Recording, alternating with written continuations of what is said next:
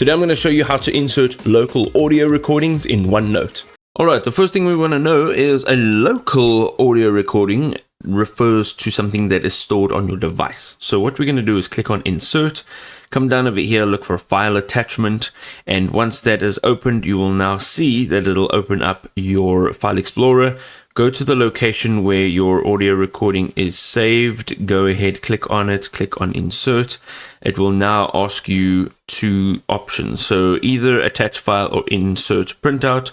Of course, audio, we want to attach file. Give it a second and it'll now be there. Now if you click on it, you'll be given the option to play, pause, stop, rewind, and fast forward, and then you can carry on with your notepad over here.